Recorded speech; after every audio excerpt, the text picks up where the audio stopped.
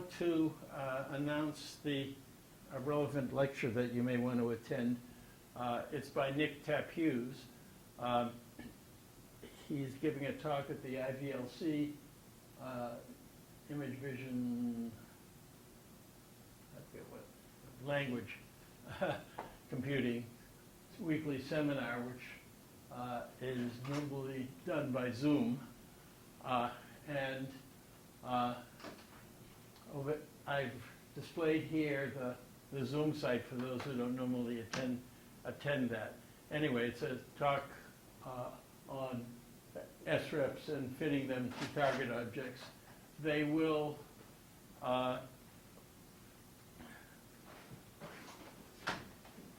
it will be repeated in much shorter form as a project presentation at the end of this course. But then he'll only have 20 minutes, and here he has 50.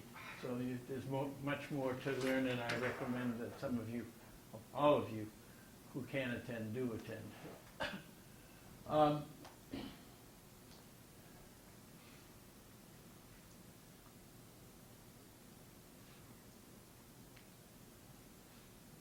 Okay.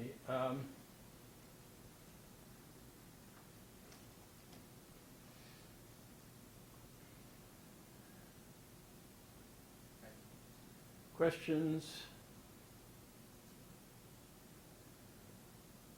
Come on.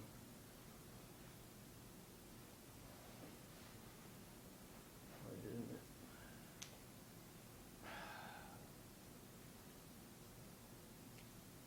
Let me just.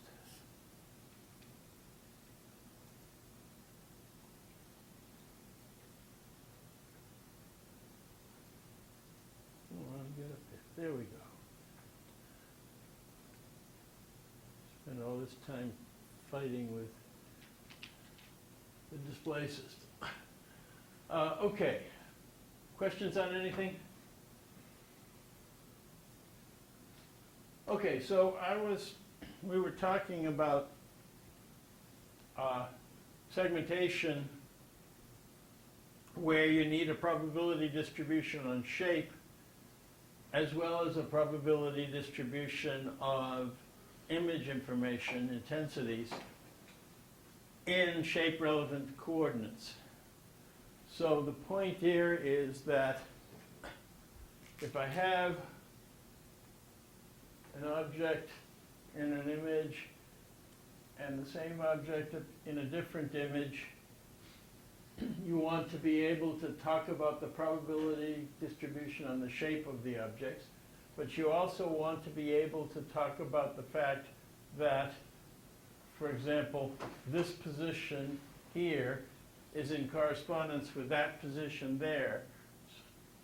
And so if you want to do intensity statistics, you need to talk about the correspondence between these across the training population. Right? Clear how what I'm talking about there? So, posterior optimization says you have some representation of the image data in object-relevant coordinates. And that's this P of J given Z. J is the image information, but in object-relevant coordinates. And you also need the probability of shape. That's P of Z. And the result is that if both of those distributions are unimodal, and then you can essentially represent them as if they were Gaussian, and if they're, in any case, you can find a principal component analysis or principal component-like analysis of the shape representation. That's P of Z. And log P of Z is going to be a Mahalanobis distance. And likewise, for the probability of J given Z, it will have eigenvectors, eigenvalues. The eigenvalues are principal variances. And when everything is put together, you have the code for any given instance of an object in an image, the list of intensities, and I'll call it a candidate object, a particular thing that you're trying to optimize to become the segmentation.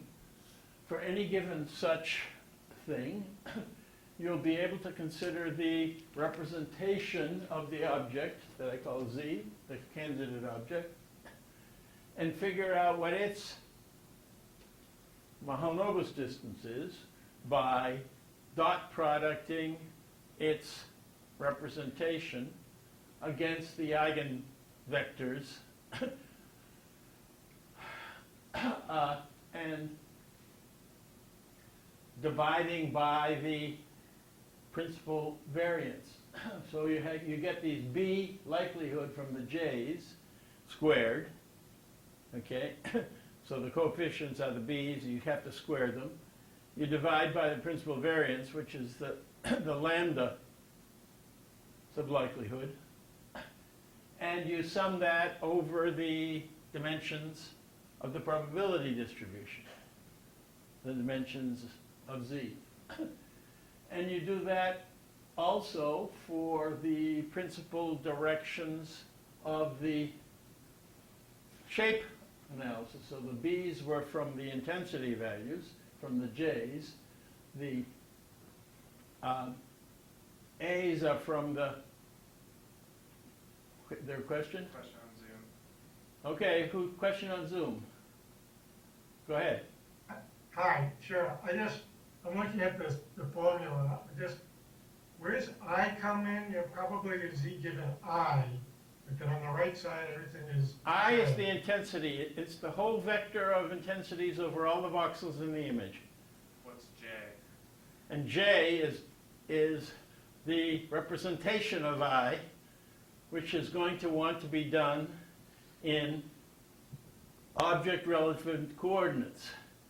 I'm going to talk about what those object relevant coordinates are, and I'm also going to talk about a candidate for J. But for now, J is just a tuple of all the image intensity information, but in object-based coordinates.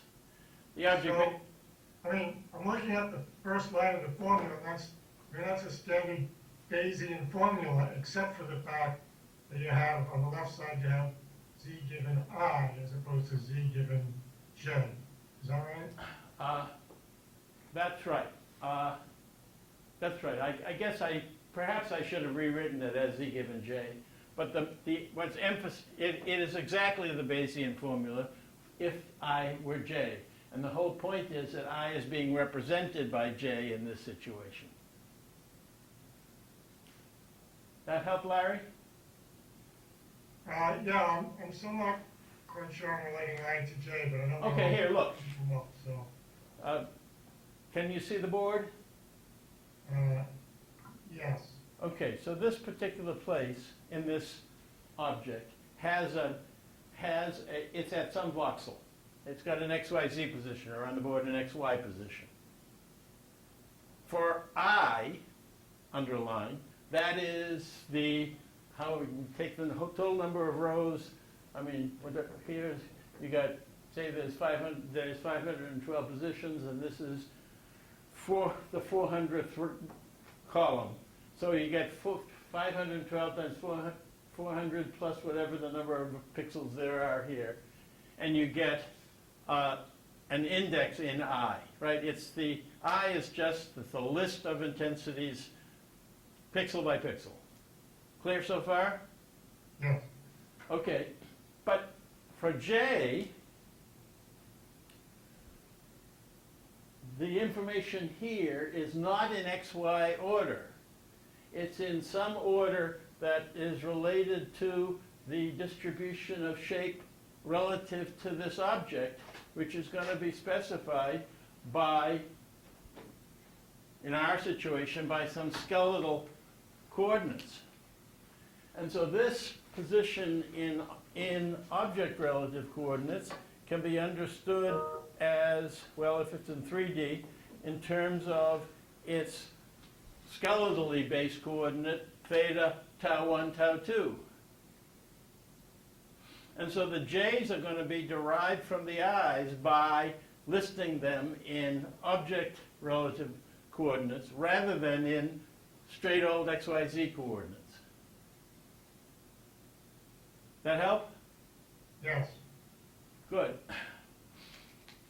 But we'll have to talk about what particular derived version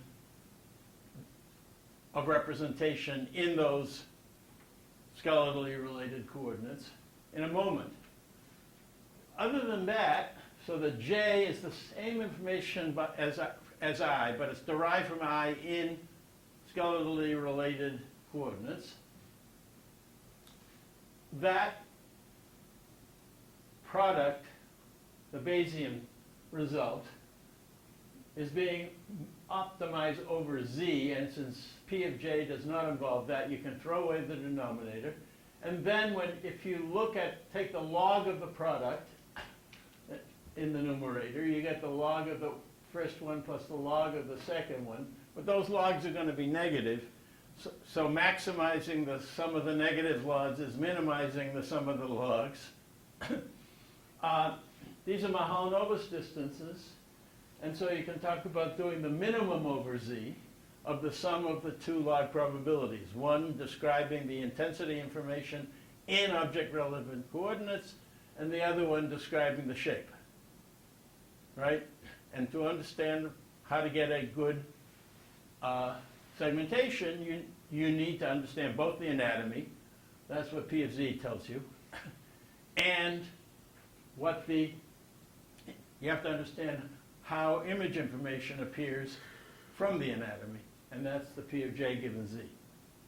Okay? So when you now look at those log probabilities, if you have a shape space, for example for Z, then the log P of Z is going to be a Mahalanobis distance. And likewise, if you have principal component analysis of P of J given Z, you can get those. And then for any candidate that you're trying to optimize to become the segmentation, you want to find that candidate that minimizes that sum of logs. But the sum of logs ends up being this equation where it says if both distributions are Gaussian, you're trying to find that shape. The shapes are characterized by the coefficients A, which are the coefficients of the eigenvectors of P of Z, I should say. Okay? So you have the eigenvectors and eigenvalues of Z, and if you take those eigenvectors and dot product the present candidate against them, its features, against them, you get a coefficient A. And if you square that and divide it by the principal variance in that associated with that direction, you get the contribution of that eigendirection to the Mahalanobis distance. I remind you that for a general Gaussian, the Mahalanobis distance is minus some AI squared over sigma I squared, where the Gaussian is, the Gaussian in question is, I'm going to call it Z, is some constant times e to the minus a half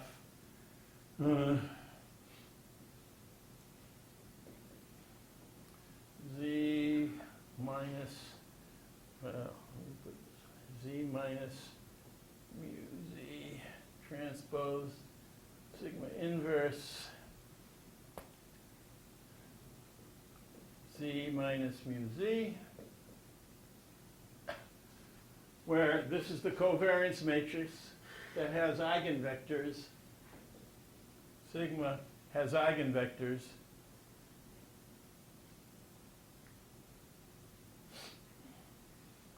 I'll call them VI, and eigenvalues, lambda sub I, which are equal to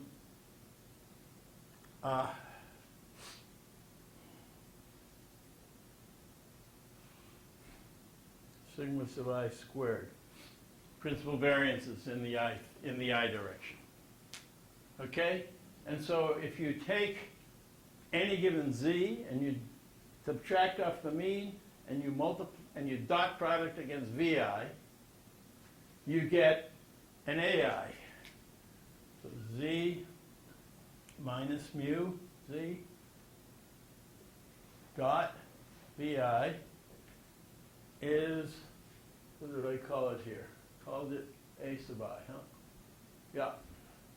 Called it a shape sub I. And you can square that and divide it by lambda sub I, which is sigma sub I squared, and you sum that here, and you get the log probability up to a constant, except for an additive constant. Questions on that? You play the same game, but on the features of J in Z relevant terms. This is actually on the assumption that the features, the feature information is independent, once it's put into object relative terms, is independent of the shape. So that the shape, if the shape, you don't have a situation, one of the examples that is used if in an ordinary light situation where the image is of a face, and as you change the shape of your eye by closing it, it changes the actual intensities that you get reflected from the eye. We're not assuming that that's not the case, that as you change the shape, the intensity features change geometrically, but they don't change intensity-wise. Okay, so you play the same game on the features of intensity, which are yet to be specified, and you get likewise dot products against of them minus their mean against the eigenvectors there, and you get the b's, and you square them, and you divide them by the principal variances there. And so the upshot is it turns out that all you're trying to do in this analysis is to find the minimum, to find that set of A's, that is to say that shape, because A is the representation of the shape in terms of its eigenvalues, that set of A, that particular A tuple, that minimizes the sum of those two terms. And I remind you, though, that the B's are going to vary with the shape because of the dependence on the shape. That is to say, as the shape changes, the coordinate system for the intensities being understood change, and therefore the particular B values change. Okay, so let me get rid of this hiding.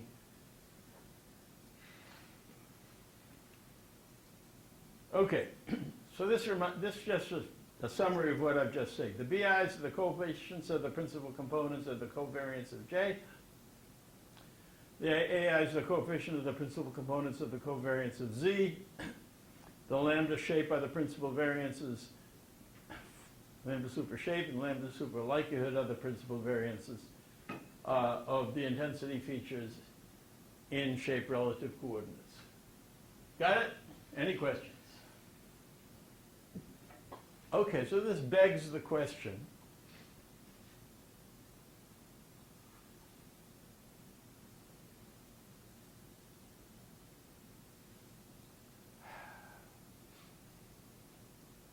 that Larry asked, what should J be? Right? And the other question, which I've already more or less answered, is how can we get a correspondence of j's over the training population, and I'm suggesting that that's what the skeletal coordinates give you. And the last is, we're going to optimize over A. Well, that's a tuple of coefficients, and I've so far not specified how many coefficients there are. Right? Should we use the first 10 eigenmodes, the first 20, the first 1,000? What should I have? What should I have? Right? Now, I've argued a moment ago that the shape relative coordinates that we talked about for SREFs are just the kind of thing you want. You want the intensities in the interior that are going to be relevant, and especially those intensities that are near the boundary. These here are going to be particularly important for describing what an object is, what the intensity pattern is. And we're also going to be interested in the contrast against the background to the object.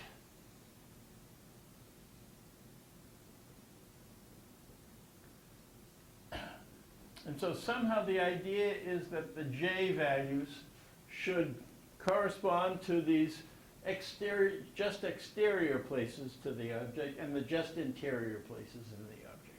And we can more or less ignore, you don't have to, but all the intensity values far away from the object and all the ones far away from its boundary on the interior. That's not necessarily the case. You can make up situations where it would be really useful to know particular intensities more interior than near the boundary. But a very common situation is that. Okay, so notice that for these regions here, you can talk about them in radial distances. So if, for example, you want this to be the last 20%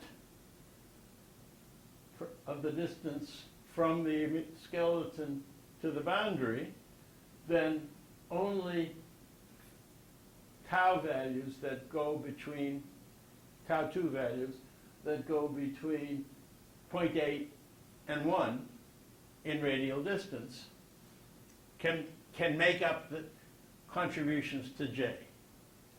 We can, if you will, throw away the information other than for spoke distances between 0.8 and 0.1 and 1. But this guy out here is just tau 2's equal to between 1 and 1.2, or some such distance. So the point is that I've turned this whole business into a tau 2 range, and the only ones I'm going to be caring about for the inner ones are going to be for tau 2's between 0.8 and 1, and for the exterior I'm only going to be interested in the ones between tau 2 equals 1 and 1.2. Now someone who's clever might point out that these spokes don't cross inside the object, but they can cross outside the object. And so in this concave section of the object, and also in 3D for hyperbolic sections, you may get crossings.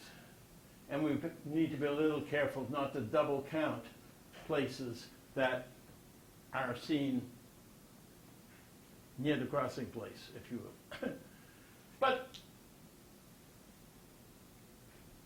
that's the major point, is that we can use these skeletal coordinates to pick out the tuple of intensities that are going to be relevant in theta, tau 1, tau 2 coordinates. Questions?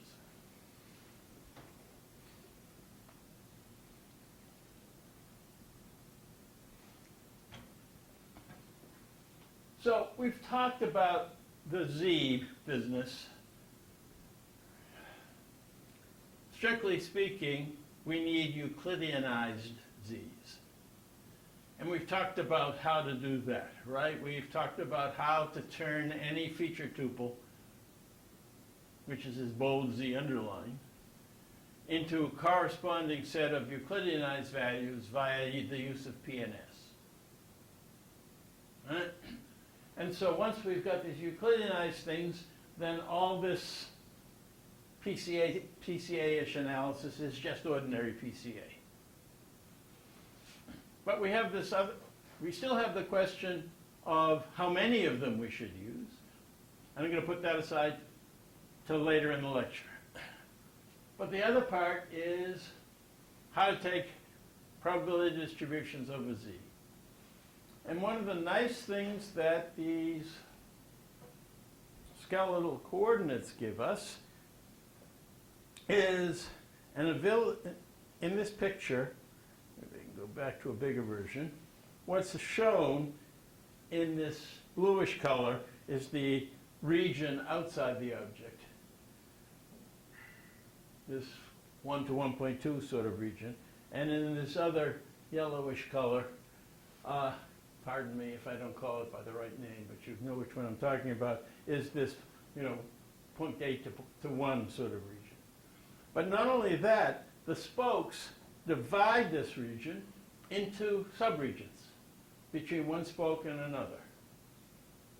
Okay, in 3D, the spokes come in quads, and you end up with a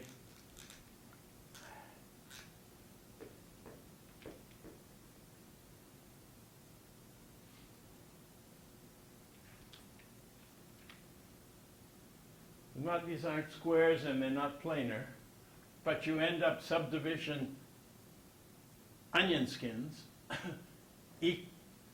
places of equal radial distance, which are quads.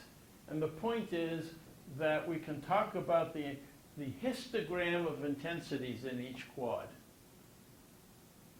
Right? And so for every one of these intervals between two spokes, which in 3D becomes a quad, you have a region on the inside and a region on the outside. So if I have n such regions, I will have 2n histograms of intensity in the region. Okay, so now J is going to be represented by this tuple, ordered tuple of 2n histograms. And so what I want to do is to think about how to do probability analysis on 2n histograms. Questions?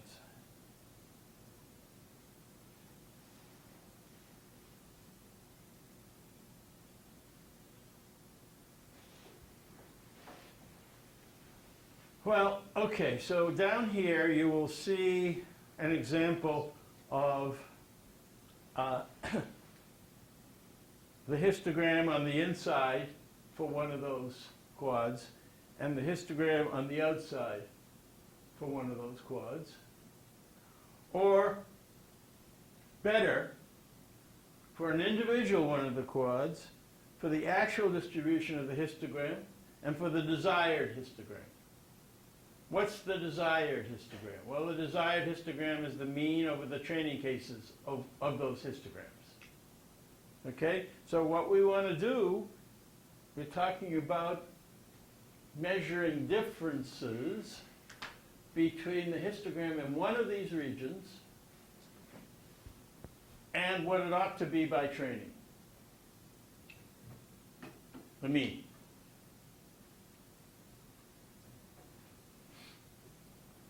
And so to do that, we need a measure of the distance between histograms.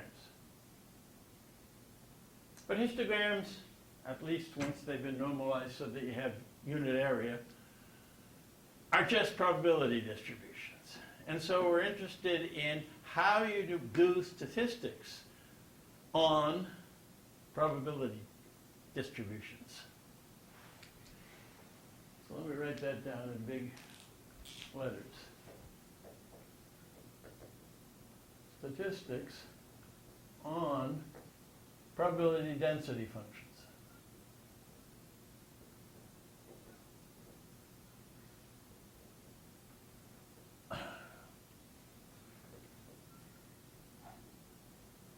So for each of these two end histograms, I have a target desired histogram, and I want to be able to talk about this guy. Well, statisticians have discussed that very well. And they have come up with something that some statisticians call Mallow's distance, and others call Wasserstein distance, which is a distance between one probability density function and another probability density function. And computer scientists call the same thing earth mover's distance. And they call it that because you can think of the blue distribution as a pile of dirt that high at that particular value of the variable, the random variable. And you have the other color pile of dirt. And the question is, how much work is it to move the blue pile into the yellow pile? Right? Ordinary work where distance work is mass, okay, so the mass of one particular piece of dirt times how far you have to move it along the random variable. Okay? And so if you buy that distance, and by the way, use of this for segmentation was studied in a dissertation by Broadhurst, which you can find online. By the way, he's still in town. Anyway, you will find a very interesting piece of mathematics which says that if you take a histogram, let me erase something here. If you take a histogram and divide it into quantiles. Okay, a quantile is the fraction of the probability distribution from minus infinity up to the kth. Okay, so here's some position I'll call P1, and it's simply this integral, right? And for P2, it's that integral, and so on. Get the idea? It's simply the cumulative probability up from minus infinity up to that quantile. Obviously, the quantile function is monotonic, right? As you move the p-value higher and higher, you get you get a higher and higher value of this integral, right? Well,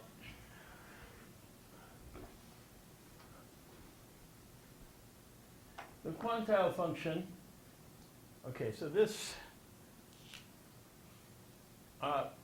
is if you plot big P, the quantile level, and you plot the integral up to P, you get some kind of monotonic function. Huh?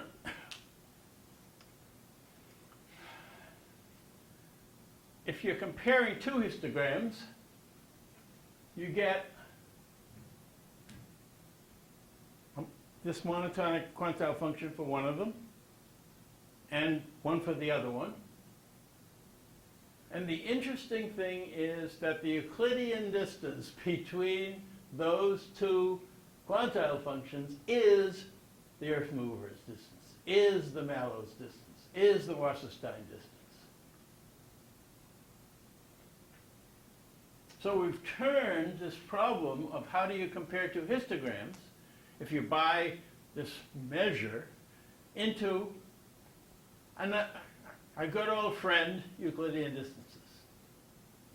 Moreover, what we do is, okay, so we have these two distances. We can simply sample that for various p's. Okay, so here's a p, and here are the two values. We take the difference between those two values squared.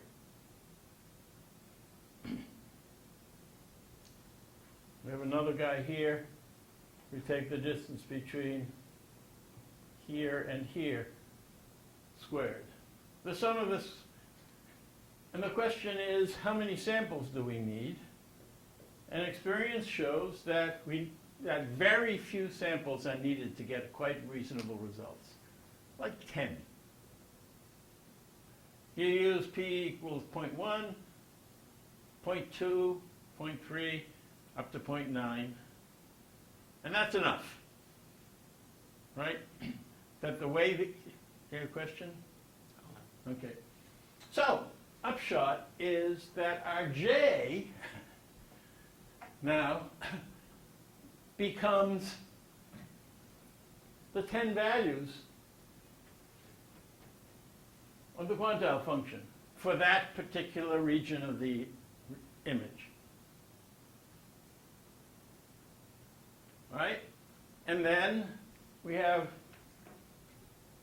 a J0 or J mean for the thing we want to compare it to. And we're going to just take J minus, we're just going to take, if I refers to the ith region, of which we had 2n, we're going to have J sub I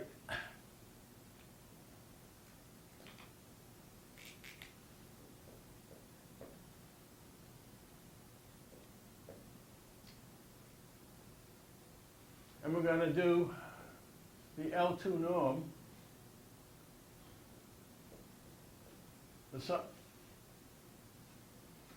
not the L2 norm, but it's squared, simply the sum of the squares of the distances for the ith region.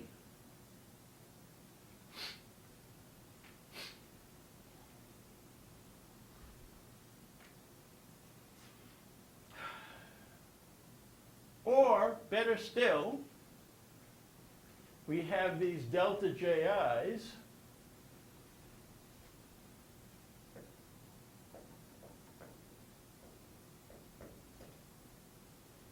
for each region, and we consider those delta JIs as a big long tuple over the i's. So we have 2n of those differences, Euclidean differences. And we can do BCA on that, right? So we're going to take the whole set of J sub i's over I,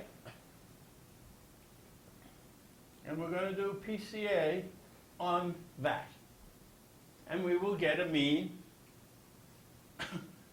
and eigenvectors, variances, principal variances, and then we can take our big tuple, this whole big tuple for a candidate. Yeah, question? Hi, Steve. Hi. Yes, so I guess so we're looking at just the region between 0.8 and 1.2 on the spoke, right? Is that right? Well, actually, those are two regions. One goes from 0.8 to 1, and then another one goes from 1 to 1.2. Okay, and those are the J's that we're looking at here? The i's are those regions. The i's Okay. run over those two n regions where there are n interspoke quads, and you have an outside one and an inside one for each quad. Okay, so what happens if we're too far, if our prior surface or whatever is too far off where the real object is? Then we just, Absolutely good question, Larry, but I want to put off the answer to it. okay, I will answer it shortly. Very perceptive. The one thing, okay, so the main point here is that with this representation, the j's just end up being this tuple of delta ji's. Right? And the eigenvectors are the eigenvectors of that 2n times 9 or whatever values in each one of these there are, tuple, for which Euclidean mathematics works, and therefore PCA is a valid thing to do. Okay? So, I now have talked about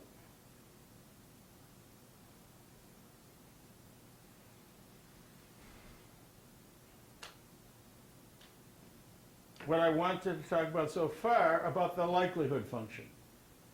The BIs are now the principal components of the covariance of these, all these quantile function differences, and the lambdas are its principal variances.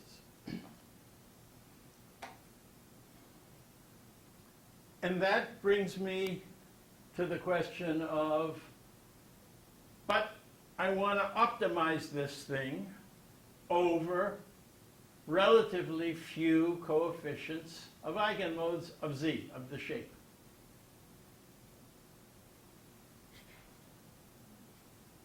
Now, let me try to answer Larry's question. What he refers to is something called capture distance. How close to the initial segmentation do you need to be for this minimization process to converge to the right answer? And that's a tough question in segmentation. And there's been a lot of study on what features of intensity we ought to be doing histograms on. Okay, and since it's not a course in segmentation, I'm going to put off that to the literature. Okay, but it is absolutely the case that this optimization can have problems if you have too far away from the initial situation. Your initial estimate is too far away from the results you want. Okay. While we're at it, let me point out also that really the training ends up being training on correct segmentations. And that's not really what we're dealing with, because we start off with an incorrect candidate that needs to be improved by this optimization approach. And so it's really the probability distributions of the incorrect, the initial and in between segmentations that you want statistics on, and not the statistics on just the final result. Okay. But now I want to get to this very basic question.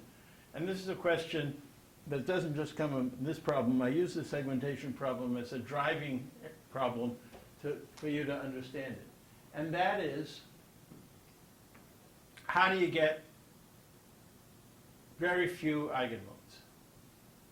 Well, that should be easy, right? You end up with some kind of a set of eigenvalues, principal variances,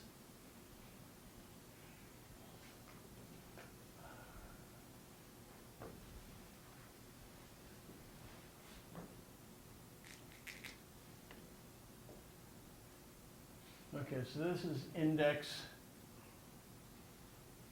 of the principal variances.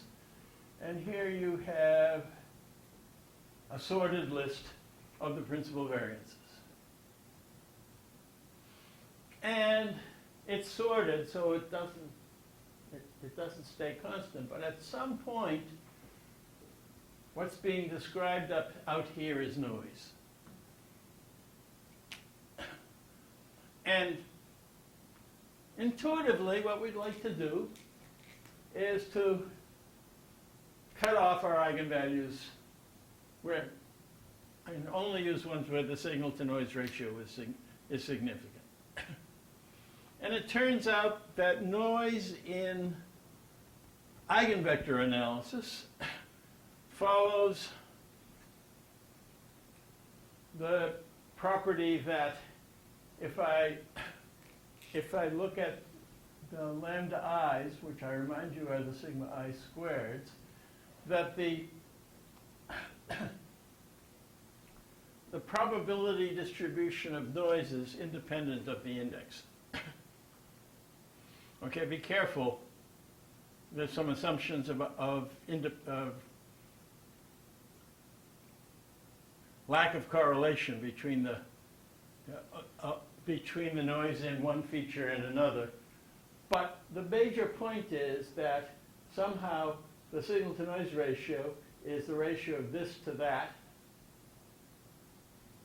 And down here, it's really awful, right? Because it turns out that the real underlying distribution, noise-free of the data, doesn't look like this black thing, which came from the measurements, but it has very little component, because typically the geometric variations that you have between entities that come from real life tend to be describable in a rather number of modes. And so the point is that at this level, your signal is the red thing, and noise is the black thing. You have more noise than signal. You don't want to include those.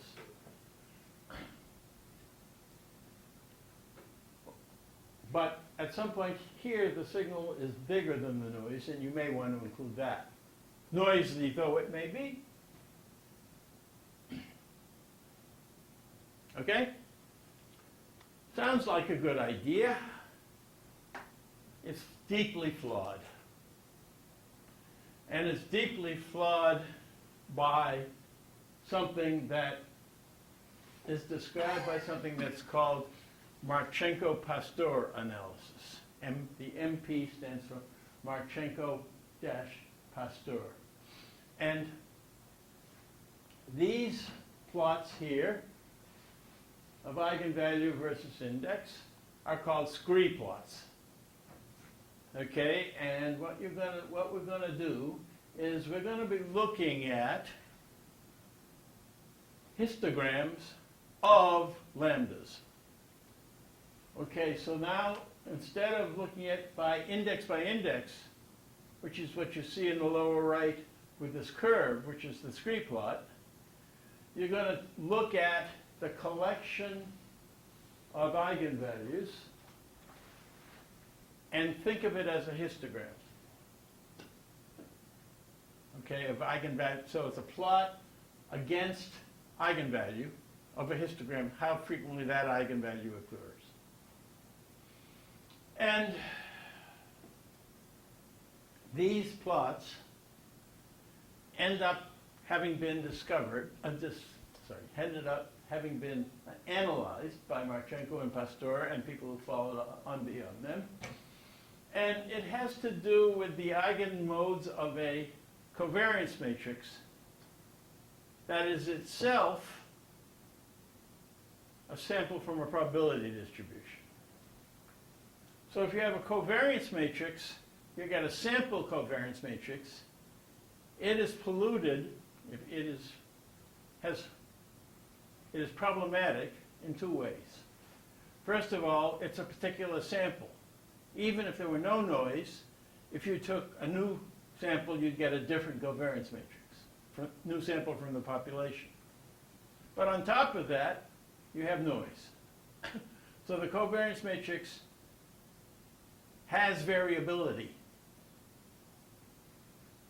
And it's the variability of that covariance matrix that Marchenko-Pastur analysis analyzes.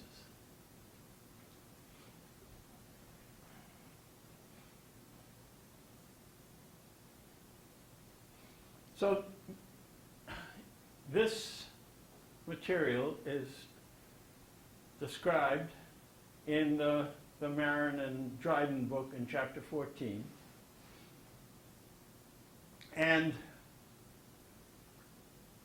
the situation that we end up with is a situation where the underlying distribution for the real data, noise-free data, the noise-free data has very few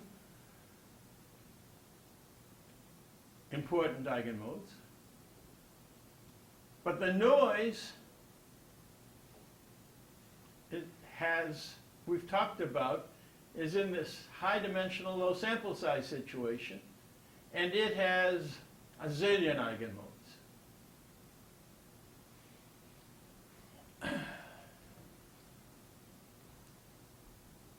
So, this points out that in a situation where you have inherent distribution D, in noise-free distribution, the Marchenko-Pastur distribution will look like this. It has, so if you had 3 eigenmodes, it'll have a spike here, a spike here, and a spike here of size 1, because there's one eigenvalue here, one eigenvalue here, one eigenvalue here, and all the rest of the eigenvalues will be 0, or near 0. You get a big spike here, right? So I have a covariance matrix which is very big. It's and I am doing covariance analysis where I get a whole lot of zeros. And so this is what the Marchenko-Pastur distribution really looks like if you had no noise, right? And you had a perfect covariance matrix.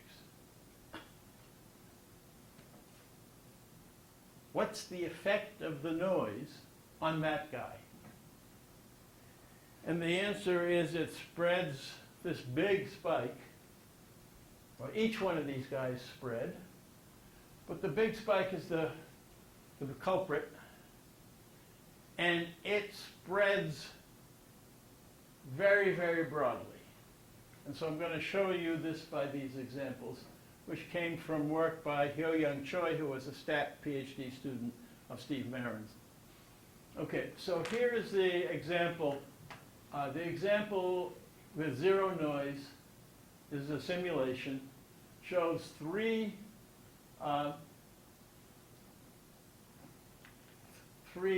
unit size spikes. It says it has, the data only really has 3 modes of variation.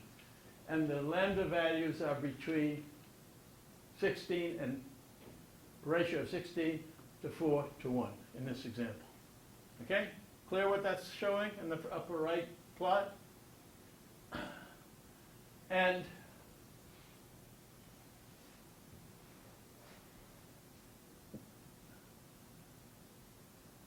if we take a sample covariance matrix from that, with its sample read, you still get a very, very high, almost spike, little spread, and then lambda values that show up as little spikes, and they're not quite right. They're 4.9 to 17.3 to 77.9. So if you look at the 5 to the 80, that's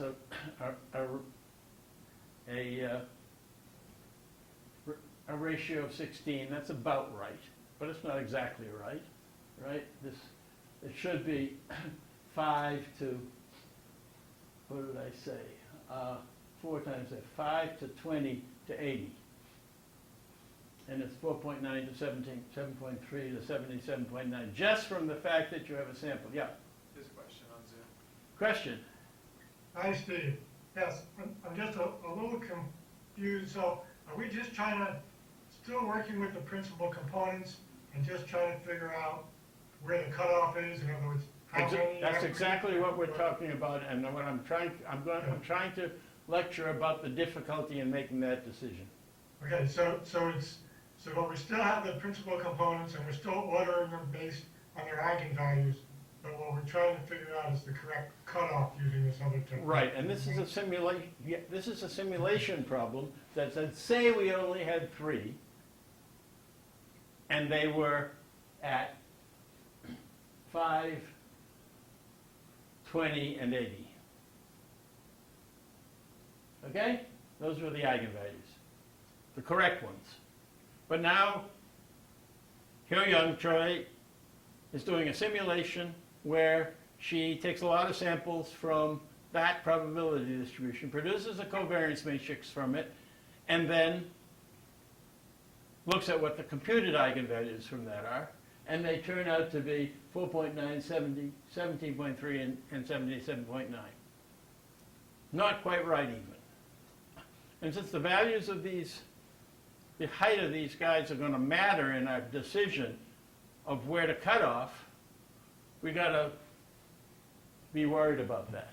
No, but it's not a monotonic relationship. In other words, the ordering that we would get if we just naively looked at the principal components versus the ordering that you're going to get, not only are you going to have a different cutoff position in terms of how many principal components we choose, but we also may like if we pick 5, it might be a different 5. Is that right? Or would it be the same? Yeah, that's right. But right at the moment in the simulation, what we'd like to say is, could we choose the three that we want? Okay. Okay? Well, you add noise.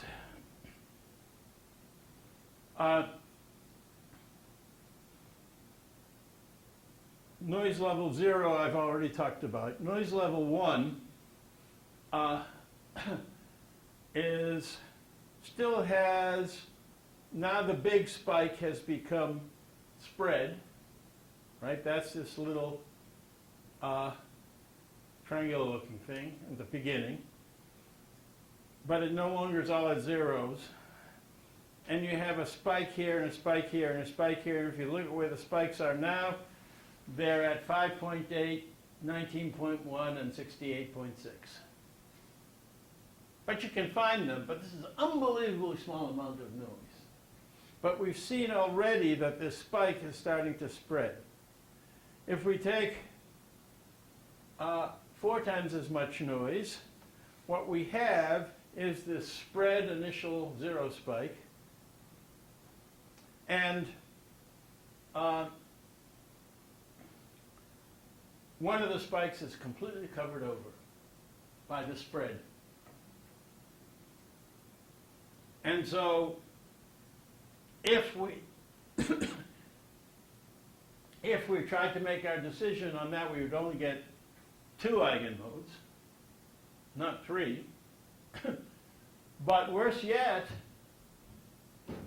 if we used our ordinary scree plot, we'd be using all of these eigenmodes as significant eigenmodes, and yet all this comes from noise. Right? Those aren't real eigenmodes at all. And by the time you double the noise level again to more realistic levels, all you see is the noise in the MP plot. The real eigenmodes are gone. And so trying to make a decision on this MP plot, or equivalently of the scree plot that came from it, is fool's errand. You can't do it. There's no way of deciding where to cut off, because you can't even see the real eigenmodes. So this question of the effect of noise in real data when you're trying to do this eigenanalysis is a very important question. And it has engendered more research in this Marchenko-Pastur vein.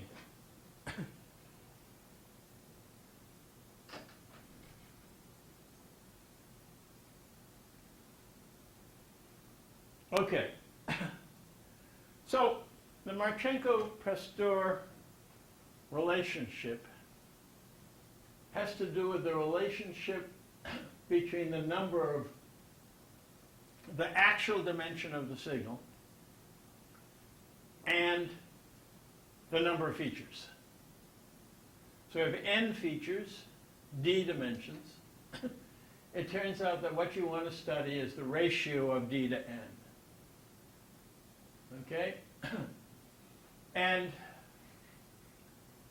you can see on the lower right plots of the Marchenko-Pastur distribution for various values, 1 out of 3, and 1 out of 100 for d to n. So if we have 100 times as many features as real dimensions, you get the green Marchenko-Pastur plot.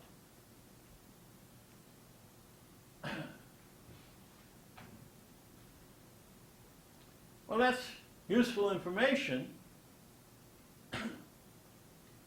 but it's really not the answer to our question yet. What we know then is if at this place where the scree plot, the eigenmodes shown by the scree plot are represented by the Marchenko-Pastur distribution, we can estimate the noise level. That's great. If we estimate the noise level, we have the Marchenko-Pastur plot for that noise. The remaining research question is, how do you go back from now I know the noise level, I know the Marchenko-Pastur plot, to how many eigenmodes are there actually? And that problem has been solved. If I could find those levels, find the actual D, then I'd be able to, and if I could depollute their levels, remember the noise not only hides the real eigenmodes, the ones that you can still see are polluted. They're not at the right level. And what you want to do is choose those eigenmodes that are real,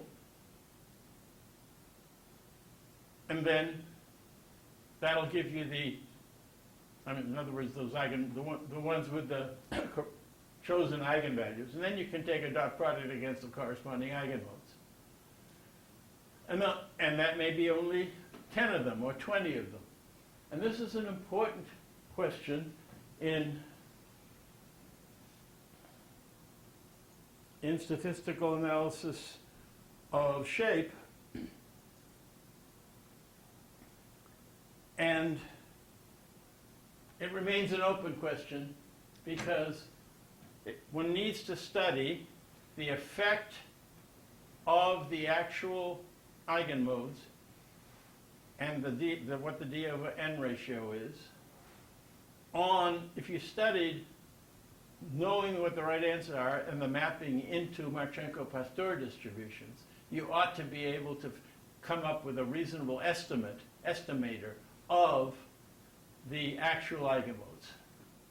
And I believe that doing that would be a major part of a statistics dissertation that I would encourage someone to do. Hyo Young was going to work on that, but we went and did a nasty thing to her. We gave her her PhD and she left. And where she left to, which happens to be at the University of Tennessee Health Center, they have her doing other things that they care about. Okay, so this has been a discussion about Marchenko-Pastur analysis and how it could help us solve our problem to find how many eigenmodes to use and which ones. The question, however, still remains, wait a second, I've been talking about eigenmodes on modes that come from PCA, and our features mostly come from PNS, right? And we claim that you Euclideanize them by using the distances to the projection distances of the data to the subdimensional spheres. But in fact, that's not purely Euclidean. And so it matters what happens on PNS. Another assumption of the noise analysis is that the noise in the features is independent. That's not our assumption. That's the Marchenko-Pastur assumption. And all these data that I've been showing you are based on that assumption. But we know that our features are not uncorrelated. They're not independent. They're not even uncorrelated. And so, how important is that? And interestingly, it's been found that the Marchenko-Pastur distribution hardly varies when you get non-independent features. That's encouraging.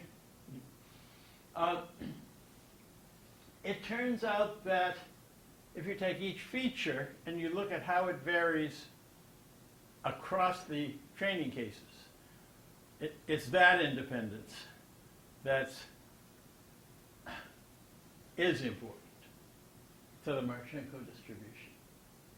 And moreover, it's not all that sensitive to whether it's a Gaussian probability distribution or triangular probability distribution or whatever probability distribution you have among these unimodal distributions.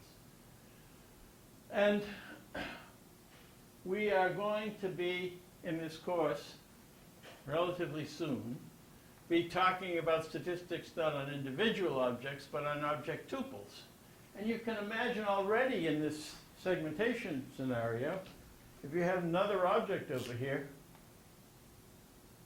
and we're trying to segment both of them, that you'd be able to do a better job than segmenting one of them because the relationship between the two is part of the geometric information that's relevant. And so we're going to be talking about multi-object segmentation, or just multi-object analysis, or just multi-entity analysis, you'll hear.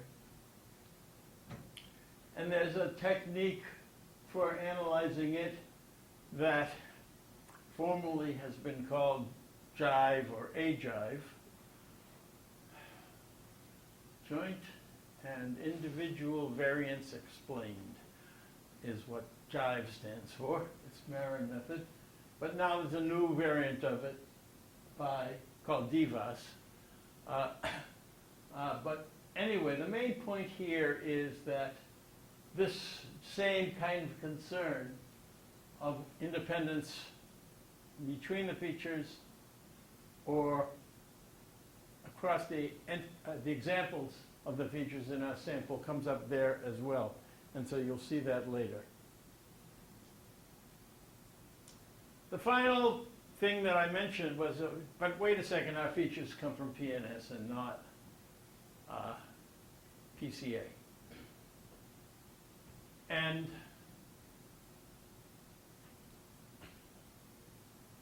Hyo-Young studied this problem.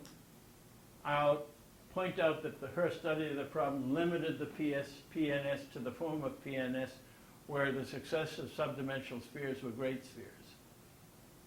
And normally the way it's used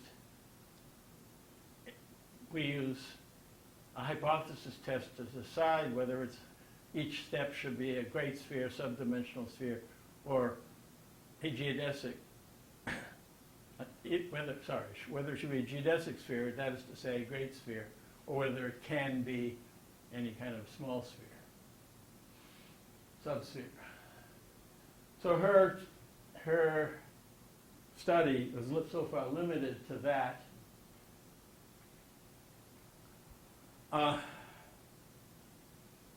And these are slides from what's online in her presentation of what happens. And basically what she did was she came up with a modified set of features from PNS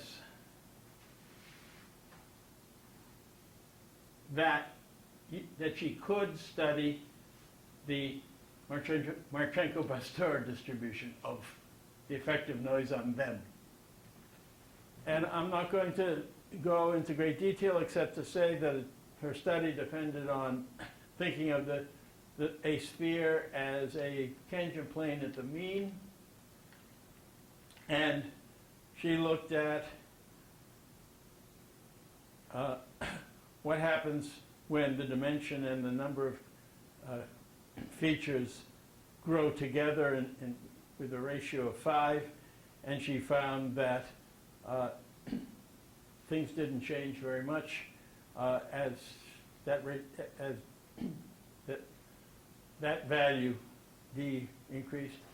She also looked at move the tangent plane down to pass through the center of the circle shape space, and then did some analysis of meridians on these. And I'm not going to try to lay it out, except you can see that she ends up with these modified variables, psi1 and psi2, depend on properties of which meridian fits the data best. And then she ended up doing PCA on those derived variables, and she showed that for the large index, the scree plot is about the same, but it deviates at the small indices. She went and correspondingly defined a new variable, this beta sub k, from these, and she showed that the scree plot for the betas behaved very, very nicely. That is to say, once you produce these betas out of the PNS analysis variables, you got that. And if you just look at the PNS eigenvalues and try to find out what the quantile function of the histogram of them looks like, it doesn't match very well. But if you look at these derived variables, beta, you get just a lovely one-to-one relationship of them. Basically, the point is that she came up with a way to turn the PNS derived values into a different set of values, and then these things behave just very nicely in terms of the histogram of eigenvalues. Okay, so I'm done with today's lecture. It was a bear, wasn't it? The main take-home message is when you're dealing with noise, you better be careful in the standard methods that are around there to figure out what the cutoffs are. People have, for example, said, you choose the cutoffs up to 90% of the total variance. The total variance is the sum of all the eigenvalues, which you can compute easily. And that's just plain foolish. That's not what you can do, right? We did it, and then we realized that we shouldn't have done it, and we have carry on with this Marchenko-Pastur analysis, I think, if we're going to be able to make a decision. Okay, I hope many of you will be at Nick's talk on the IVLC Zoom site tomorrow at 2. See you all.